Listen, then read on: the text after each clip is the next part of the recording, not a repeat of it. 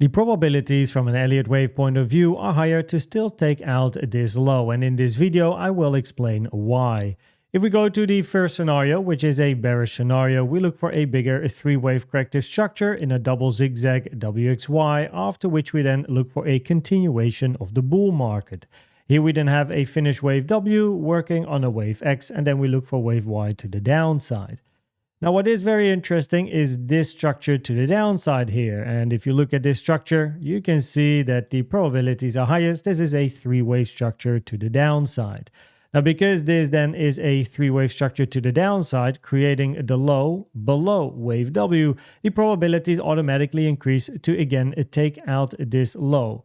The reason is that if you want to end a corrective structure at this low and have a bullish continuation to the upside, the only scenario really that works here would be something like this. So then you have a zigzag in W, X, and a zigzag in Y, but your wave X and your wave Y are incredibly short in time compared to wave W. So the ratio between W and X and W and Y are off. You can see that I have two fib times here on my chart. The left fib time, the left vertical line, is taken from the start to the end of W, and then you double click here to compare W with X.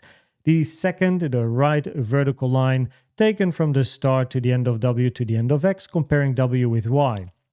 Now, preferably when we look at Elliott waves and ratio analysis, a following wave at least finishes after the 0.382 fib time, which for both of X and Y is not the case, right? Wave X finished way before the 0.382, and also wave Y finished before the 0.382. So the probabilities are not great for this to be the low and for impulsive continuation. No problem having a bit more upside, but the probabilities remain higher to then at the later stage still look for a bit of a drop. Now, wave X can be any corrective structure. However, because price here took out this low, you have to think about flats. And then a move down, you have to think about a triangle, or you have to think about a WXY. So if I then shortly just show you these scenarios, you can see I have quite a bit of folders, right? But I make it very, very simple at the end, so do not worry. But this is a triangle, still a little bit early, but nonetheless, it's always interesting to at least have it on the chart, I suppose. A, B, C, D, E. In this case, it's a running triangle, which is a common triangle. Wave B took out the origin of your wave A, and then you look for up, sideways, up, hit resistance, move down in D, E, continuation to the downside. All of the waves in a zigzag have to be zigzag family structures. Preferably your wave C is the more complex structure, so you then have ABC in a wave A, ABC in a wave B preferably, and then inside wave C you can have, for example, a W, X, and then a wave Y. So a double zigzag, W, X, A, B, C in a wave Y. And then you just continue the triangle and later move to the downside and take out the lows. Now, if you take out the lows before finishing wave E, which means this low here, that's an invalidation for the triangle. Same is true if you take out the high of your wave A at 95.1. This is the flat scenario. Not looking too great. So this is then A, B, C. Wave B hit the 105 Fibonacci taken from start to end of A, which is a target for a B, for a regular flat, that is. So therefore, this target area is a regular flat wave C target area taken from the start to the end of A to the end of B with the trend-based fib extension here, 93.5, 97.5. But for a wave C, you need an impulse to the upside, 1, 2, 3, 4, 5. We have been ranging here now for quite a long time. You could possibly count this on the very low time frames as a wave 1, 2, 1, 2, but you need a 3. And if you take out these lows here, it just becomes very unlikely. It takes a lot of time. Commonly, wave Cs are very fast structures in flats, not very slow structures, right? Preferably you have a wave A, you have a wave B, and then poof, you get your wave C. Everyone, because of the impulsivity, gets very bullish. They want to be part of the move, and then they get wrecked, and stop losses are hit, and liquidations are hit, and whatnot. That's not really what we are seeing at the moment. It's very slow, very grindy, something to be aware of. Now, the WXYs are always messy. Again, we are looking at the sub-degree of X, and inside a wave X, you can have another WXY, right? And in this case, for a wave Y, because wave W is a zigzag, wave Y has to be a flat A, B, C, the lighter orange line, or wave Y has to be a triangle, A, B, C, D, E, continuation of the range.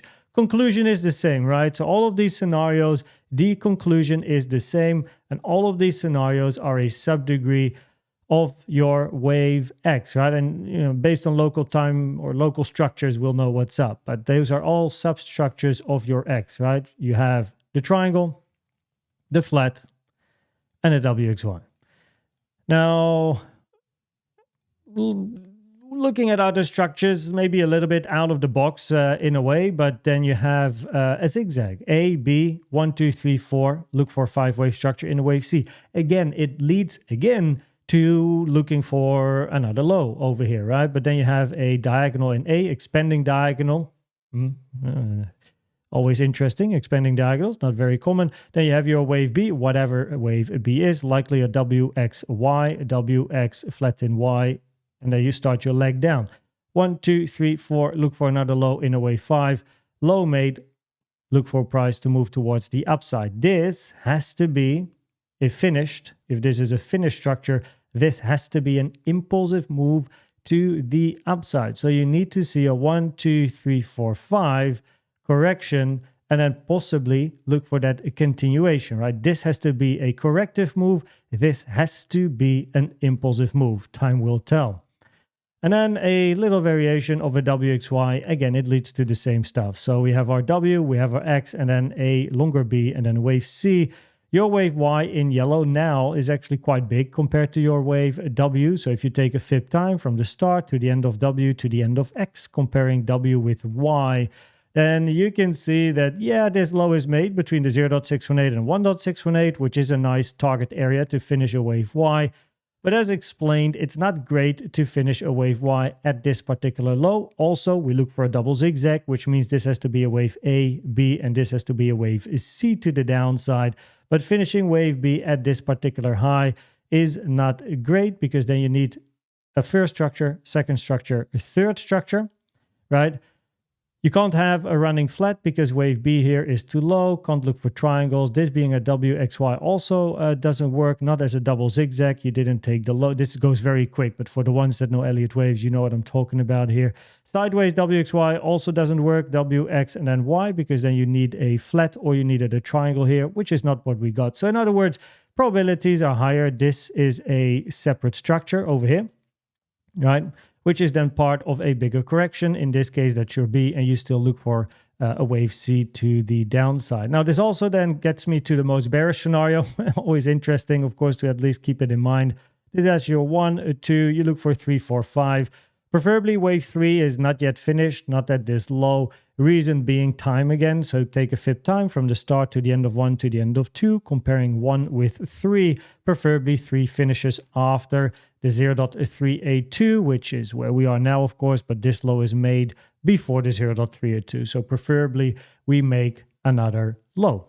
And actually 2 more lows. Get a 3, get a 4, and then eventually get a 5. Now, locally on the 1 hour time frame, I'm very interested in price still taking out the low or the highs though. So even on the 4 hour time frame, the probabilities are higher to still take out the lows at the later stage. It can take a long time. 4 hour time frame doesn't move very quickly. On the 1 hour time frame, taking out the highs is quite interesting. But you can see my dotted line actually moves to the downside first, and that is because we do have some support to the downside. If I open my folders here, then you can also see what's inside the box and just above the box. So we have a double bottom here, daily naked point of control 81.8, and then we have some extra support, including a weekly naked point of control. And a weekly naked point of control is always interesting. Those are generally very nicely respected levels. Of course, always, if price hits a support or resistance area, make sure to observe the reaction according to your own plan. But if price does move to the downside, then this area here is definitely an area of interest for me to look for the reaction, be patient. If I see what I want to see, then I can join a move to the upside. We touch the 886. The 886 is taken from this high over here to, I put it on this low. It doesn't really matter. You can also put it on that low, but I put it on this low. It looks a bit like a 3-wave structure here. of course, but yeah, it's just an 886 touch, and the fact that the 886 is touched increases the probabilities for price to still take out that high over there, right? And it looks like a corrective move towards the downside. So that makes it interesting to look for signs of strength locally. And after then getting the signs of strength, looking for price to move to the upside, hit some resistance, those areas of resistance being 88.2, 88.4, then we have 92.4, 93.4, and then 95.5, 96.6. Interesting areas of resistance. That's where I'd be looking for rejections and eventually, of course, structures for price to continue its way to the downside on a higher time frame. On the with regards to news, we do have some news here. Tuesday, March 18th, which is today, 1:30 p.m. Some high impact news. On the 19th, tomorrow, also some high impact news. 7 p.m., 7:30 p.m. Central European Time. March 20, 3 p.m. over here, right? So we have some news this week. Make sure you trade safe around those hours. And if we then look at the probabilities of the different scenarios, then I actually just remember that I have to copy my probabilities because these are still old. So there we go. The probabilities on a 4-hour time frame are higher to still have some more downside and take out the low. Now I have some polylines over here, right? And it looks very messy, but basically what the polylines show you is a summary of all the different Elliott wave scenarios we basically covered and the price action that we then expect to follow according to those scenarios. And you can see that only the blue scenario, which is basically finished WXY, is the bullish one. This might be easier. There you go. All the others basically lead to another low. So on the 4-hour time frame, the probabilities are higher to still look for lower prices.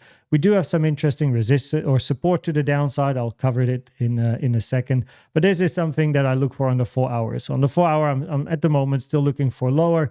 If price can really show impulsive continuation, break a couple of highs as well, then yeah, maybe at some stage we'll change. But at the moment, probabilities are not higher for the bulls compared to the bears. And if I want to make it incredibly simple, then because of course I covered quite a lot, if I want to make it incredibly simple, then this is basically what I am looking for, right? This is the simplistic polylines. So I would be very interested in looking for signs of strength after touching support. If we get support, right, it might also just move up, but I think it would be interesting. Then we have a resistance, and another resistance area. Observe the reaction, see if there are signs of weakness, preferably an impulsive structure to the downside, corrective structure up, area of interest, look for price to move to the downside, either here, here, or here. And then whatever comes here next, right, that is part of any of the scenarios, right? So it's been many scenarios in this video, but I just wanted to be complete, show everything, talk about it. If I want to make it very simple, then in most of the scenarios, in most of the polylines, you're actually looking for price to still have a bit more upside, right? So yeah, that would be interesting. After which we then look for price to move down. Now some of the support and resistance areas, then of course I covered the resistances. This support for completion 80.3K, 81.1K. Down below we still have an untouched weekly naked point of control here. Actually my box just got missed here. Gotta say, like 76.5, 75.9. We have a daily naked point of control and a weekly naked point of control. Both are not touched, which is interesting. The moment I saw this not hitting the weekly naked point of control, my bias was already towards, well, I mean, we didn't touch the box, we didn't touch the point of control. So you know, in general, it's more interesting actually to look for price to touch these levels. If you do lose 76, then the next area here is 68.8. Then we go to 62.2. Then we are back in the 50s. So, you know, it can go very, very quick. To the upside here, you can see what other levels are inside the box. Let me open the daily, or at least the time frame horizontals here as well. So you have a complete overview of what I have on my chart. So I hope that this video was helpful or valuable to you. Please check out the CVD indicator video, the best indicator out there in my opinion, or the Elliott Wave educational playlist to help you understand more about Elliott Waves. Thanks for watching and subscribing, and I see you at the next one. Bye bye.